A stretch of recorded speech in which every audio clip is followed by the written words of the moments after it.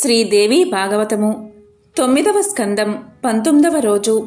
వ్యాసుడు జనమేజయుడికి శ్రీదేవి భాగవతాన్ని ఇలా వివరిస్తున్నాడు. నారాయణుడు నారదునికి ఇలా చెప్తున్నాడు. వేదవతి బ్రహ్మ సావర్ణి వంశీకులైన కుశధ్వజ ధర్మధ్వజులిద్దరూ పరమధర్మపరులై లక్ష్మిని ఆరాధించారు. కుశధ్వజుడికి కూతురు పుట్టింది. పురిటింట్లోనే వేదమంత్రాలు స్పష్టంగా దీవించిన ఆమెకు వేదవతి అనే పేరు పెట్టారు. ఆ వేదవతి ఎవరెన్ని చెప్పినా వినకుండా తపస్సుకు బయలుదేరింది. ఒకనాడు రావణాసురుడు ఆమెను చూశాడు. కామంతో ఆమెను తాకాడు. అందుకు అలిగిన వేదవతి, కామవాంఛతో నన్ను తాకావు కనుక నాకోసమే నువ్వు చస్తావు అని వాణ్ణి శపించి శరీరం వదిలేసింది. ఆ వేదవతే జనకుడికి అయోనిజ సీతగా పరిణమించింది. శ్రీరాముణ్ణి వివాహం చేసుకుంది. సీతారాములు అడవిలో ఉండగా అగ్ని రాముడి వద్దకు వచ్చాడు. శ్రీరామచంద్ర సీతాపహరణ కాలం చేరువయింది. సీతను నా వద్ద ఉంచి ఛాయాసీతను నీ వద్ద ఉంచుకో. కాలం కలిసిరాగానే సీతను నీకు అప్పగిస్తాను అన్నాడు. సరే అన్నాడు రాముడు. సీతను అగ్ని దాచాడు. ఛాయాసీత పర్ణశాలలో ఉండసాగింది. రావణుడు ఆమెను అపహరించాడు. సంబాధవంగా మరణించాడు. అనంతరం ఛాయాసీత అగ్ని ప్రవేశంతో అగ్ని అసలు సీతను రాముడికి అప్పగించాడు. ఛాయాసీతకి దుఃఖం ఆగింది కాదు. శివుడి గురించి తపస్సు చేసింది. పతిందేహి పతిందేహి అని 5 సార్లు అడగడంతో ఆమెకు 5గురు భర్తలు లభించేలా వరాన్ని ఇచ్చాడు శివుడు. కాలాంతరంలో ఆవిడే ద్రౌపదిగా జన్మించింది. ఈ వేదవతి కథను చదివినా విన్నా పాపాలన్నీ తొలగిపోతాయి. తులసి కథ. కుశధ్వజుడి సోదరైన ధర్మధ్వజుడికి లక్ష్మీ అంశతో ఒక కూతురు పుట్టింది. ఆమె తులసి. ఎవరు ఆపినా ఆగకుండా వెళ్లి తపస్సుకు కూర్చుంది. బ్రహ్మ ప్రత్యక్షం అయ్యాడు. ఏం కావాలో కోరుకోమన్నాడు. బ్రహ్మ, గత జన్మలో నేను గోలోకంలో గోపికలలో తులసి అనే గోపిక కృష్ణుడి ప్రియురాలిని. రాధ నన్ను శపించింది. తన విష్ణు అంశ నా భర్తయ్యేలా అనుగ్రహించి శ్రీకృష్ణుడు నాకు వీడ్కోలు చెప్పాడు. ఆ కారణంగా ఇలా పుట్టాను. శ్రీమన్నారాయణ్ణి భర్తగా వరించాను. ఆ వరం అనుగ్రహించు అంది తులసి. శ్రీకృష్ణుడు ఒక విశ్వంసను ధను వంశంలో శంఖచూడుడిగా పుట్టాడు. అతడే నీకు భర్త అవుతాడు అంటూ భవిష్యత్తు చెప్పి వెళ్ళిపోయాడు బ్రహ్మ. బదరికావనంలో ఒకనాడు తులసి శంఖచూడులు కలిశారు. బ్రహ్మ వారికి గాంధర్వ విధిన వివాహం జరిపించాడు. అప్పటికే దేవజాతికంతటికీ పదభ్రష్టత్వం పట్టించి ఉన్న శంఖచూడుడు మారు ఆలోచన లేకుండా మన్మథ ఆలోచనతోనే మన్వంతర కాలం తులసితో యథేచ్ఛగా భోగించాడు. దేవతలు బిచ్చగాళ్ల కన్నా హీనంగా ఉన్నారు. బ్రహ్మని శివుణ్ణి ముందేసుకుని వెళ్లి విష్ణువుకు మొరపెట్టారు. విష్ణువు శివుడికి ఒక త్రిశూలం ఇచ్చాడు. దానితో శంఖచూడుణ్ణి పరిమార్చమన్నాడు. నా మంగళ కవచం అతని వద్ద ఉంది. అది ఉన్నంతకాలం అతనిని ఎవరూ జయించలేరు. దాన్ని నేనే కైంకర్యం చేసుకుంటాను. అతని భార్య తులసి పాతివ్రత్యం నాశనమైతే కాని అతను చావడు. అది చూద్దాం అన్నాడు.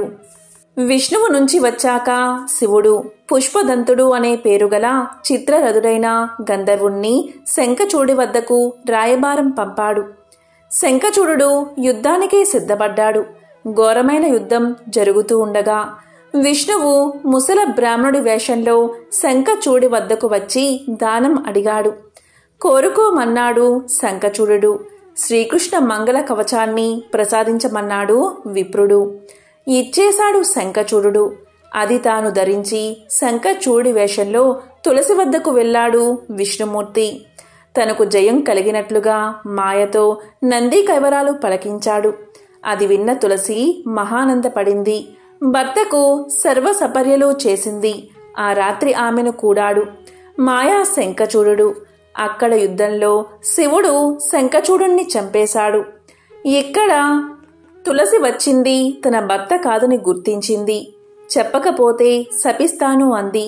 అప్పుడు విష్ణువు నిజరూపంతో ఆమె ముందు నిలిచాడు.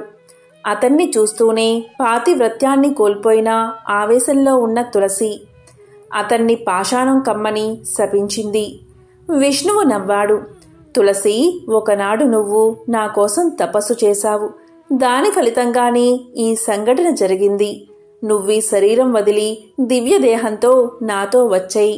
నీ శరీరం గండకీ నది అవుతుంది. నీ కేశపాసం పుణ్యవృక్షమై దేవ పూజార్హతమవుతుంది. నీ పేర తులసి వృక్షంగా ప్రసిద్ధమవుతుంది. తులసి, నన్ను పాషాణం కమ్మని శపించావు. నీ శాపం పాటిస్తాను. నువ్వు గండకీ నదిగా మారినప్పుడు నేనందులో శిలనవుతాను. సాలగ్రామాన్ని అవుతాను అన్నాడు విష్ణువు. తక్షణమే తులసి నదిగాను వృక్షంగానూ మారిపోయింది. నదీ తీరాన విష్ణువు పాషాణ రూపమే ధరించాడు. క్రిమికీటకాలు తొలచి తొలచి చిన్న చిన్న రాళ్లై సాలగ్రామాలై నదిలోకి జారాడు విష్ణువు. నీటిలో పడకుండా తీరాన్నే ఉండిపోయిన సాలగ్రామాలకు పూజార్హత లేకుండా పోయింది. నారాయణుడు చెప్పిందంతా విని తృప్తిగా నిట్టూర్చాడు నారదుడు. మహాబాగా, దయచేసి సావిత్రి కథ కూడా సెలవిమ్మని కోరాడు. అతని కోరిక మన్నించి సావిత్రి గురించి చెప్పడం ఆరంభించాడు నారాయణుడు. సావిత్రి మద్ర దేశాన్ని పాలించే అశ్వపతికి సంతానం లేదు. ఒకనాడు పరాశరుడు అతని వద్దకు వచ్చి, మహారాజా, ఒక్కసారి గాయత్రి మంత్రాన్ని జపిస్తే ఒక పగలు చేసిన పాపం పోతుంది.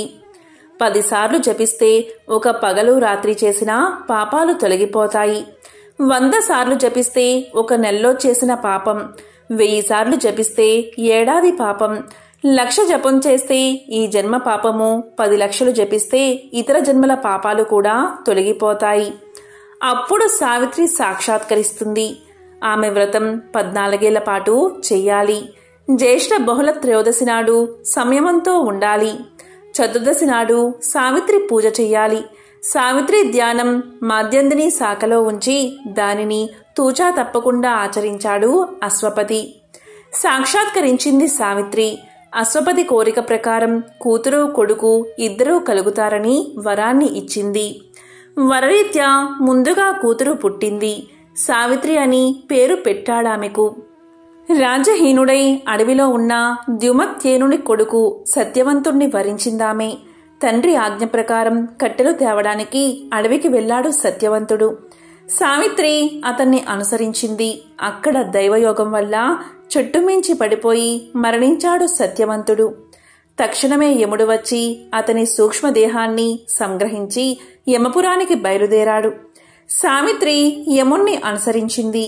వారి మధ్య అపూర్వమైన చర్చ సాగింది. జన్మ, కర్మ, పాపం, పుణ్యం, అనుభవం, మరణం, నరకం, పునర్జన్మ, ప్రకృతి ఇలా సాగిన చర్చలో యముడు సావిత్రి చేసిన తత్వవాదనలకు మురిసిపోయాడు. ఆమె భర్తను తిరిగి ఆమెకు ఇచ్చేశాడు. 100 మంది కుమారులను అనుగ్రహించాడు. అందులైన సత్యవంతుడి తల్లిదండ్రులకు నేత్రాలను, పునర్రాజ్యము ప్రసాదించాడు. వయసైపోయిన అశ్వపతి మాలావతులకు 100 మంది కుమారులను కూడా అనుగ్రహించాడు. లక్ష్మి సావిత్రి కథ విన్నాక లక్ష్మి కథని చెప్పమని కోరాడు నారదుడు. పరమపురుషుడైన శ్రీకృష్ణుడి నుంచి రాధ నుంచి లక్ష్మి అవతరించడం నీకు చెప్పాను కదా అన్నాడు నారాయణుడు. నారాయణ, లక్ష్మి సముద్ర తనయ అంటారు కదా, అదెలా సంభవం అడిగాడు నారదుడు. అదా అంటూ ఎత్తుకున్నాడు నారాయణుడు. ఒకనాడు ఇంద్రుడు మద్యపానం వల్ల మత్తెక్కి రంభతో రతికెలిలో మునిగి ఉన్నాడు. అదే సమయంలో వైకుంఠం నుంచి కైలాసం వెళుతున్న దూర్వాసుని చూశాడు. అంత కైపులోనూ ఆయనకు నమస్కారం చేశాడు దేవేంద్రుడు. బ్రహ్మానంద పడిపోయాడు దూర్వాసుడు. విష్ణువు తనకు ప్రసాదించిన పారిజాతాన్ని అతనికి ఇచ్చేశాడు. ఇంద్రుడు ఆ పారిజాతాన్ని తన ఐరావతం శిరస్సున అలంకరించాడు. విష్ణు ప్రసాదం తల తాకగానే ఐరావతానికి విష్ణుత్వం అబ్బింది. అది ఇంద్రుణ్ణి వదిలిపెట్టి వెళ్లిపోయింది. దానికి తోడు స్వశిరోధార్యమైన విష్ణు ప్రసాదాన్ని వాహన జంతువు నెత్తిన పెట్టాడన్న కోపంతో దూర్వాసుడు ఇంద్రుడిని స్వర్గలక్ష్మి తొలగిపోవాలని శపించాడు. గొల్లు మన్నారు దేవతలు. విష్ణువును శరణు జొచ్చారు. వాళ్ళని క్షీరసాగర మదనానికి ఆజ్ఞాపించి లక్ష్మిని ఆమె కలతో పాలసంద్రాన జన్మించమన్నాడు విష్ణువు.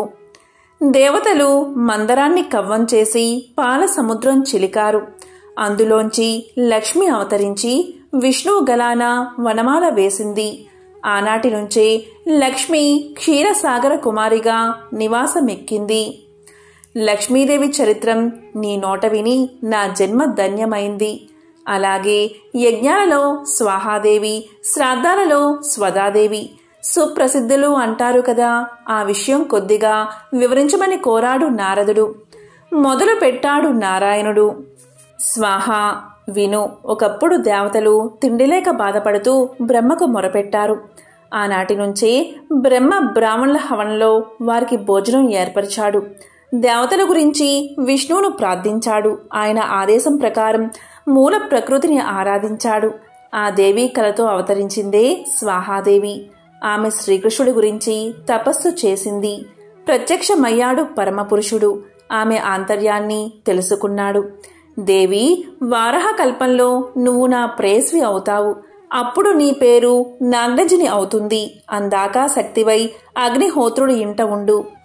మంత్రాగంగా మనసుతో పూజలందుకో అన్నాడు శ్రీకృష్ణుడు. అది స్వాహా కదా. ఇక స్వదా గురించి విను. సృష్టి ఆరంభంలో 7 పితరుల్ని సృష్టించాడు బ్రహ్మ.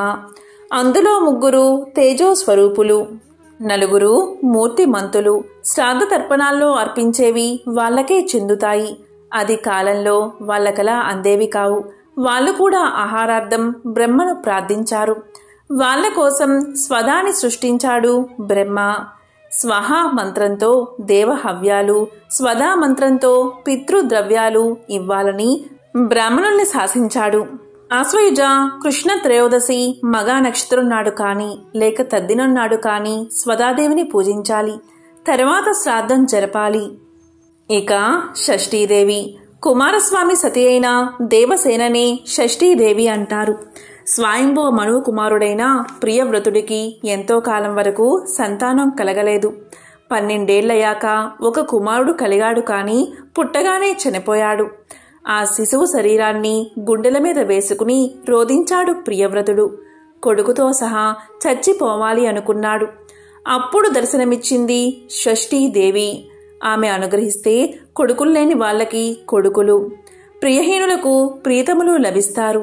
ఆమె ప్రియవ్రతుడు కుమారుణ్ణి బతికించింది. ఆమెను కొలిచేవారికి కొంగు బంగారమే. సాలగ్రామం దగ్గర కాని, కలసం దగ్గర కాని, మర్రి చెట్టు మొదట్లో కాని లేదా గోడ మీద కాని షష్ఠీదేవి విగ్రహం చిత్రించి పూజించాలి.